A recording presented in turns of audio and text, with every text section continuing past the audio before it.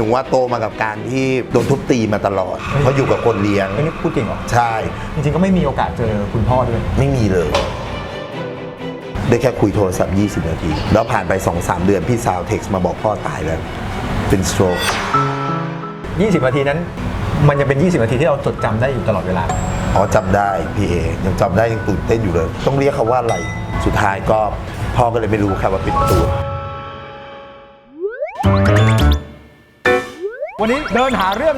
งกับรัศมีแขนะครับเนี่ยเราชวนเล่นเกมดีกว่ารัศมีแขเกมอะไรอีกคุณกับผมเนี่ยอยู่ในสตูดิโอเล่นเกมกันใช่ไหมวันนี้มาเล่นเกมกันข้างนอกดีกว่าได้พี่ผมเห็นคุณคบว่าเป็นหลายๆคนเลยก็ล่าสุดก็จะเป็นใบเฟิร์นพิมพ์ชนกเป็นอัมพัชราภาเป็นชมพู่อาริยาค่ะทั้ง3คนเนี่ยฟ้องอยู่ คุณลองใบ้หน่อยได้ไหมว่าคุณกำลังนึกถึงใครแล้วคุณใบ้ให้ผมรู้หน่อยว่าคุณอยากจะ cover เป็นใครเอาคนแรกก่อนแล้วกันยังไงตัวพี่เองก็นะพี่ก็ว่าจะบินไปอเมริกาไปเจอพ่อนิดนึงเพราะว่าพี่ไม่เคยเจอพ่อนิดนึงเต้นสายนี้ก็ต้องป้าหมอถูกแล้วถ้าคนนี้ล่ะร้องเพลงด้วยไหมนี่เดี๋ยวพี่ไม้เหรอถ้าอย่างนี้คือพี่ไม้ยากมากเลยนะพี่เอเพราะว่ากว่าเราจะแบบขยับจะเต็มตามแกได้นะแล้วคนสุดท้ายโอ้คนนี้ยากหน่อยว่าคุณเอสวัสดีครับโอ้คุณเอเป็นไงผมสบายดีเลยเขาพูดอย่างนี้เหรอเขาพูดอย่างนี้จริงแล้วเขาต่อยมวยไหมเขาต่อยมวยไหมต่อยหนักมากล่าสุดเขาทำอะไรรู้ป่ะทำอะไรเขากระโดดถีบหลังหนูอุ้ยจริงหนูบอกสวัสดีค่ะเขาวิ่งมาแล้วก็กระโดดถีบหลังหนูโอ้พวกเขาทำกับคุณอย่างนี้เลยเหรอใช่พี่นั่นคือการทักทายคนไม่ต้องตกใจเขาไม่ทำกับคนอื่นเขาทำกับหนูไม่ก็แขน่ารักไงใครก็อยากเล่นด้วยโอ้เล่นอย่างนี้ไม่เอาดีกว่าไม่เอาดีกว่าเอาวันนี้ชวนแขมากินข้าวด้วยได้พี่เอบอกเลยร้านนี้เขาได้มิชลินบิบกูมองมาแล้ว4 ปีซ้อนทำไมหนูไม่รู้เรื่องอ่ะแล้วพี่เนี่ยกินร้านนี้มาตั้งแต่เด็กๆเลยนะทำไมอ่ะพี่เป็นคนชอบกินเส้นหรอไม่เด็กๆเรียนอัดสับเอ้าหรอตอนที่หนูมาติดเด็กจุฬาแล้วมาเช่าคอนโดอยู่อย่างเงี้ยหนูไม่รู้ร้านนี้เลยนะหรอก็คุณมัวไม่ออกจากห้องอะสิคุณมัวจะมีความสุขกันในห้องหรือเปล่าไม่รู้เลยอ่ะคอนโดอยู่ข้างหน้านี่เองไม่รู้เรื่องไปงั้นเดี๋ยวเราไปนั่งคุยกันดีกว่าดีใจพี่เอชวนมากินยางรถยนต์ไม่ใช่ฮะมิชลินก็แนะนำมิชลินแนะนำเลื่อนฮะเลื่อนขอโทษค่ะ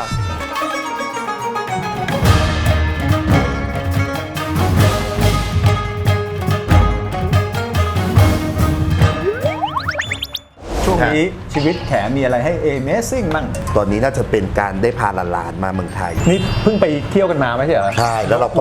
พาปกป้องไปแจมด้วยโดยพี่หอมก็ขอบคุณมากอะไรเงี้ยที่แบบว่าเอาไปแล้วกันอะไรเงี้ยเขาฝากปกป้องกับคุณแล้วตัวเขาไปไหนหนูไม่รู้ว่าเขาไปหาผัวหรือเขาไปเที่ยวหรือเขาไปอะไรหนูแยกแยะไม่ได้พี่เองเราก็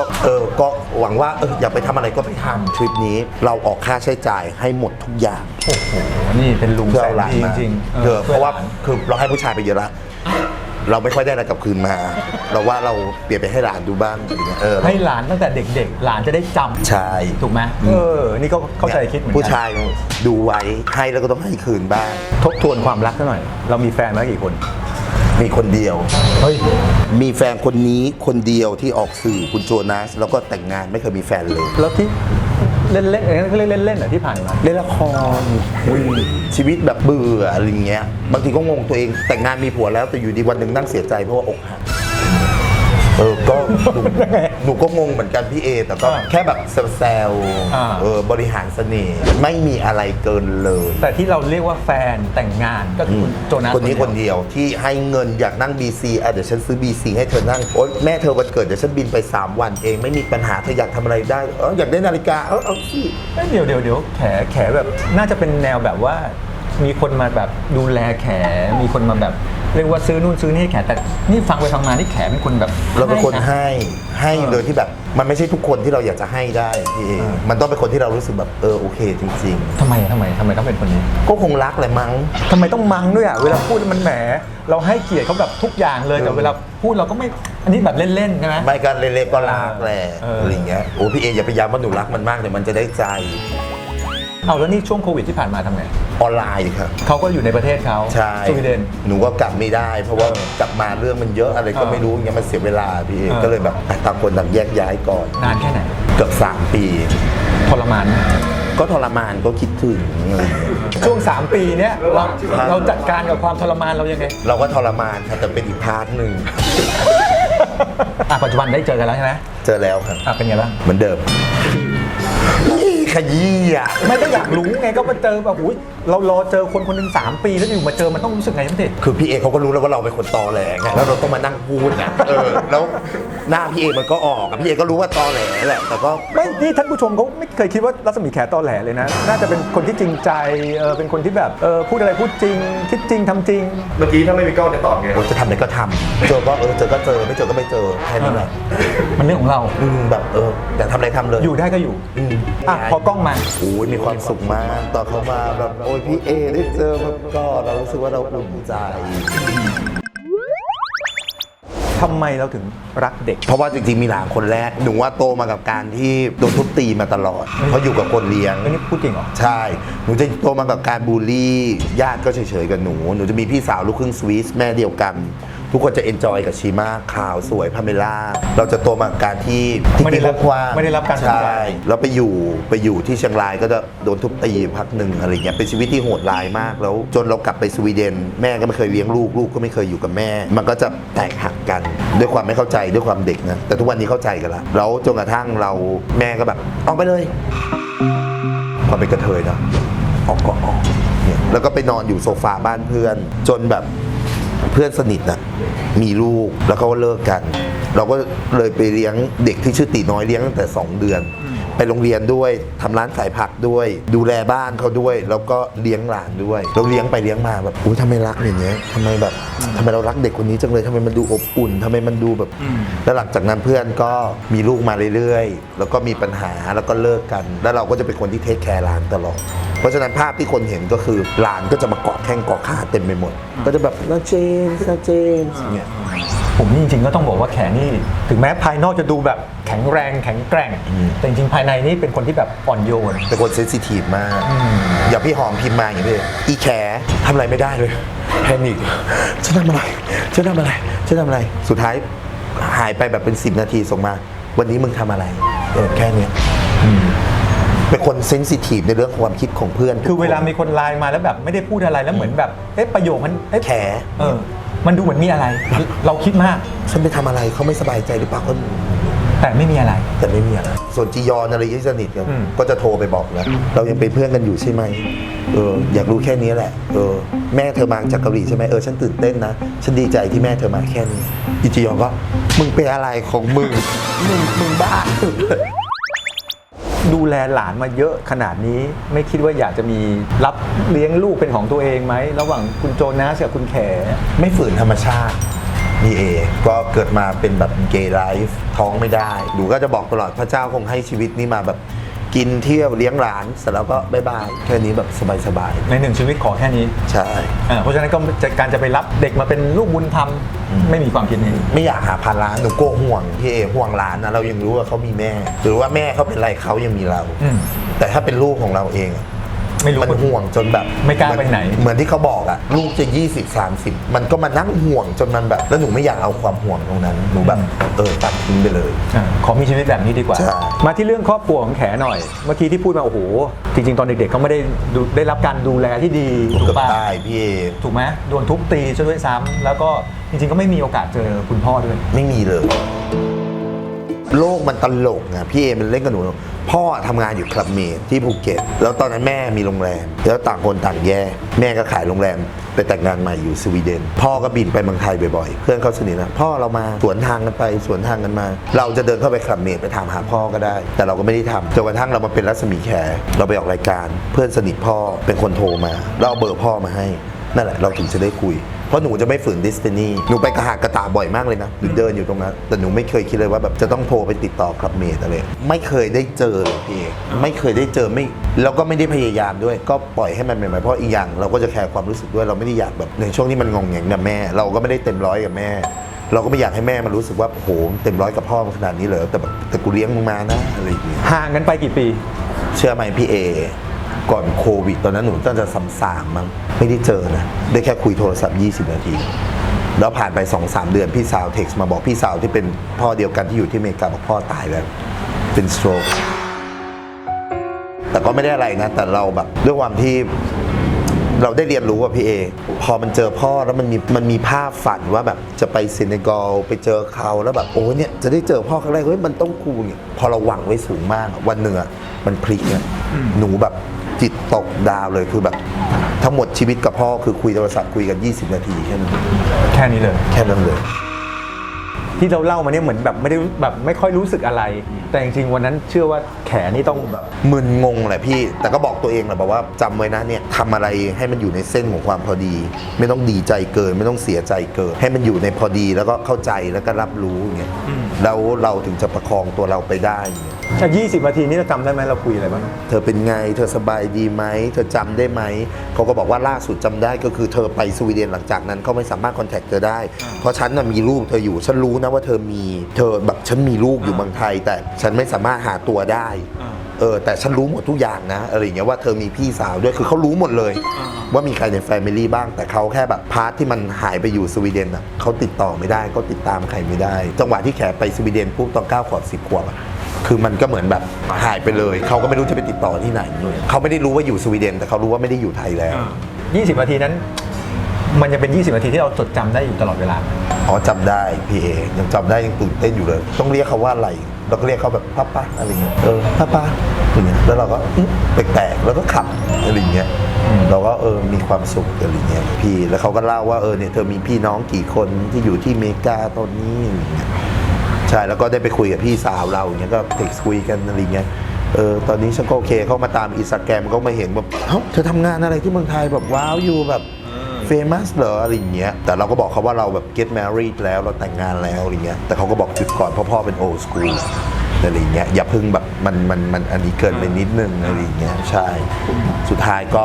พ่อก็เลยไม่รู้ครับว่าเป็นตูด เอาหน่าก็ถือว่าเป็นลูกที่เขายังจดจำได้ ใช่ วันนี้ก็เรียกว่าเขาอาจจะเรียกว่าอยู่บนฟ้าแล้ว ใช่ ก็มีความแต่ยังไงก็คงยังคอยเป็นห่วงแขอยู่ ก็สบายแหละก็ได้รู้ว่าอย่างน้อยก็ก็ได้เคลียร์กันก็รู้ว่าต่างฝ่ายต่างไม่ได้แบบว่าไม่มีใครทอดทิ้งใครนะแค่แบบช่วงดำเนินการชีวิตมันวิถีใครวิถีมันแค่นั้นเอง วันนี้เรามาอยู่ร้านสว่างบะหมี่ก้ามปูบอกเลยนี่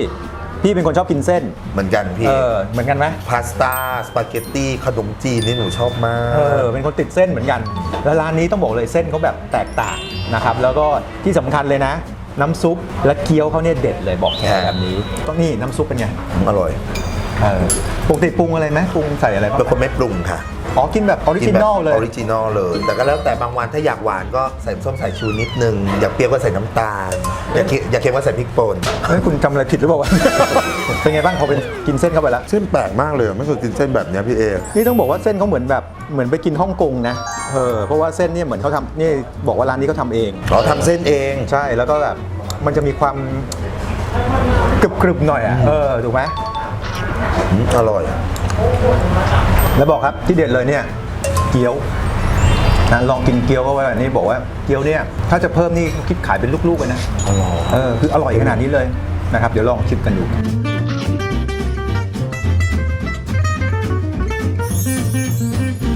แล้วร้านนี้ก็มีปูด้วยปูเนี่ยเด็ดเลย ปูอยู่ฮอลลีวูดไม่ใช่เหรอ นั่นปูปลายา ขอบคุณครับ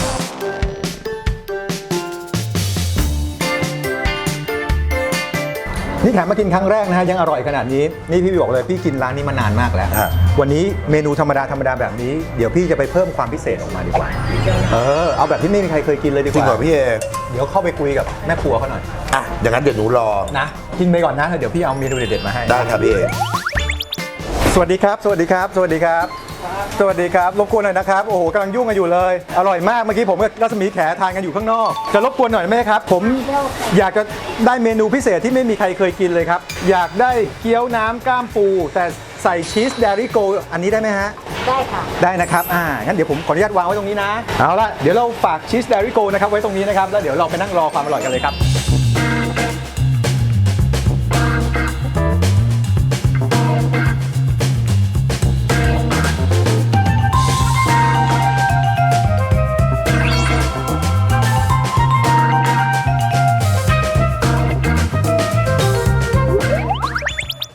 ท่าน านผู้ชมครับและตอนนี้นะครับโอ้โหออกมาแล้วครับเมนูพิเศษนะครับออกมาแล้วนี่ครับเกี๊ยวกุ้งน้ำก้ามปู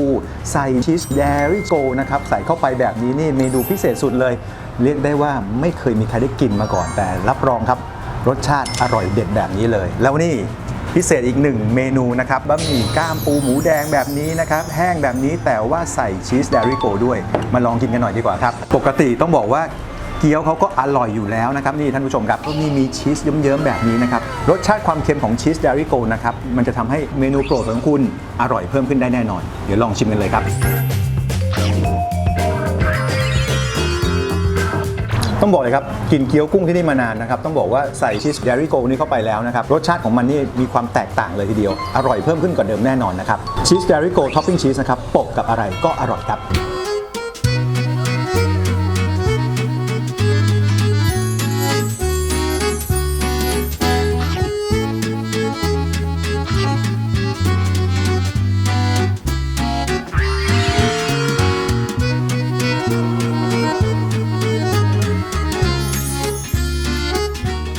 กลับมาแล้วค่ะพี่เอ อ้าวแขนี่คุณพลาดเมนูอร่อยๆแล้วนี่เมนูพิเศษเดี๋ยวคราวหน้าเอาไว้ให้ลอง เมนูพิเศษขายของค่ะ ก็ลูกค้าเขาสนับสนุนก็ต้อง อ๋อ แต่ว่าอร่อยจริง สวัสดีขอบพระคุณมาก ขอบพระคุณลูกค้าด้วยนะครับเอาล่ะวันนี้ได้นั่งคุยกับแขได้รู้จักแขมากขึ้นโอ้แล้วเรียนรู้เลยว่าชีวิตแขตั้งแต่เด็กๆจนถึงปัจจุบันนะครับ พี่เอ ชีวิตคุณต้องห่างจากคนที่คุณรักอยู่ตลอดเวลาตอนเด็กๆก็ห่างจากคุณพ่อคุณแม่โตขึ้นมานี่ก็ห่างกับแฟนนะโอ้โหพอห่างกันแบบนี้อยากจะให้แขแนะนำคนที่เจอปัญหาแบบแขอยู่ให้เขาก้าวผ่านปัญหานี้ได้ยังไง ซื้อค่ะซื้อกินโอ้ยไม่ใช่ ก็เอาจริงๆแล้วแขกเป็นคนที่ใช้หลักการธรรมชาติเลย natural ของมนุษย์ก็คือไม่ฝืนอะไรทั้งนั้น ไม่ฝืนความรู้สึกแต่ขอแค่อย่างเดียวความรู้สึกเราอย่าไปกระทบหรือว่าไปทำร้ายใครเราแซดเราก็บอกว่าแซดเราไม่โอเคเราก็บอกไม่โอเคแล้วแขกว่าวิธีนี้มันทำให้เราหาวิธีแก้ได้ตรงจุด มากกว่าการที่บอกว่าโอเค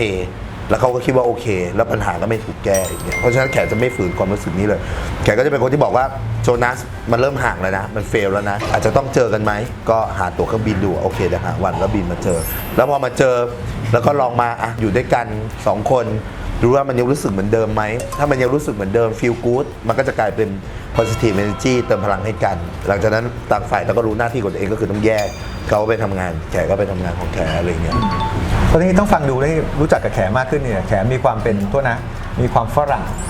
ในการพูดตรงๆในการบอกความรู้สึกแล้วก็มีความเซนซิทีฟในแง่ของคนเอเชียด้วยเหมือนกันนะเหมือนคนไทยแบบนี้เราก็จะแคร์ความรู้สึกกันเพราะฉะนั้นมันก็เป็นส่วนผสมที่มันก็ลงตัวนะในตัวของรัศมีแขเลยทีเดียวมันก็เลยทำให้แขมีตัวตนที่ชัดเจนแล้วก็มีคนรักคนติดตามนะแบบนี้หลานๆก็รักอยากให้น้องเขารักมากกว่าโอ้โหมีน้องรักเยอะแล้วมั้งแบบคนเดียวที่รอมา6 ปีแล้วนะวันนี้ก็ต้องบอกว่าขอบคุณรัศมีแขนะครับที่เรียกว่าให้ Amazing เดินหาเรื่องมาพูดคุยแล้วมันเนี่ยมาชวนกินอาหารแบบนี้คราวหน้าพี่ชวนไปกินอย่างอื่นด้วยไปไหมไปแต่ไม่อยากไปกับพี่เออยากไปกับน้องอะไรไม่บอกชื่อเดี๋ยวจะชวนน้องเข้ามาแล้วนะนี่พี่ไปได้รับบะหมี่มาแล้วอร่อยมากพี่ไปถ่ายรายการกับพี่เอพี่พาไปกินแล้วเขาจะมาไหมมา2 ทางขอให้น้องเข้ามาแล้วกันวันนี้ขอบคุณรัศมีแขครับขอบคุณครับพี่เอขอบคุณค่ะท่านผู้ชมครับเมื่อสักครู่เห็นผมทานอร่อยแบบนี้นะครับเมนูพิเศษท่านผู้ชมก็สามารถทำได้ง่ายๆนะครับโดยการไปหาซื้อนะครับชีสซองดำนะครับนี่ครับแบบ2 สไลซ์นะครับหาซื้อง่ายๆนะครับในร้านสะดวกซื้อทั่วประเทศเลยครับหรือถ้าใครติดใจรสชาติความอร่อยนะครับอยากจะเก็บไว้ที่บ้านแนะนำเลยครับนี่ครับแบบ12 สไลซ์นะครับหาซื้อได้ตามซุปเปอร์มาร์เก็ตชั้นนำทั่วไปและสำหรับร้านค้านะครับนี่ครับผมแนะนำแบบ24 สไลซ์นะครับสามารถนะครับซื้อไปเป็นท็อปปิ้งในเมนูอาหารพิเศษของคุณได้เลยครับหาซื้อได้ตามห้างสรรพสินค้าชั้นนำทั่วไปครับและ EP นี้นะครับของ Amazing เดินหาเรื่องนะครับก็เรียกได้ว่ามาคุยเรื่องสนุกๆนะครับอัปเดตชีวิตกับรัศมีแขนะครับมาทานอาหารอร่อยๆนะครับที่ร้านสว่างบะหมี่ก้ามปูนะครับสาขาศรีพระยานะครับโอ้โหนี่กำลังแบบโอ้โหในครัวกำลังแบบยุ่งกันอยู่เลยทีเดียวนะครับและแน่นอนครับขอบคุณนะครับชีสเดริโกและพบกันใหม่นะครับกับ Amazing เดินหาเรื่อง EP ต่อไปจะเป็นอะไรติดตามชมกันครับเอาจริงแขกก็ไม่รู้ว่าจะโตมาเป็นตุ้นหรือเปล่าเลยแขกนึกภาพไม่ออกแต่ถ้าอยากได้แขกไม่อยากให้เป็นเพราะว่ามันเหนื่อยมันจะมีช่วงก้าวข้ามแหละพี่เอมันก็ยังเป็นสิ่งแปลกใหม่อยู่อาจจะไม่สำหรับหลายคนแต่ก็อาจจะสำหรับคนอีกหลายกลุ่มเหมือนกันที่ยังไม่รู้จักมันค่อนข้างเหนื่อยที่จะเอาตัวเองก้าวข้ามตรงนั้นอะไรอย่างเงี้ย แต่ก็จริงๆแล้วก็ไม่มีปัญหา เพราะว่าแขกจะถามหลานทุกคนรู้จักเกย์ไหมเกย์เลสเบี้ยนทรานส์บลาบลาบลา LGBTQ+ แล้วเราอธิบายให้เขาฟังให้หมดทุกคนให้ทุกคนเข้าใจ แล้วบวกกับการที่แขกโดนคำถามตั้งแต่แบบตีน้อย8 ขวบมั้งเราบอกว่าเนี่ยเรามีแฟนเป็นผู้ชายเขาตกใจเขาแบบมีแฟนเป็นผู้ชายบอกทำไมอ่ะแล้วก็เลยบอกว่ามนุษย์นั้นไม่เหมือนกัน หน้าตาความสูงผิวพรรณทุกสิ่งอย่างมันไม่เหมือนกันรวมทั้งรสนิยมด้วยที่มันไม่เหมือนกัน แต่ถามว่าเนี่ยเรามีแฟนเป็นผู้ชายที่น้อยคิดว่าเราแปลก แต่เรารักน้อยมากกว่าพ่อกว่าอะไรไหมไม่บอกรู้สึกไหมการปฏิบัติที่เรามีต่อเขาอะเขาบอกมันดีมาก ใช่ไงแล้วมันแปลกไหมเขาก็ไม่แปลก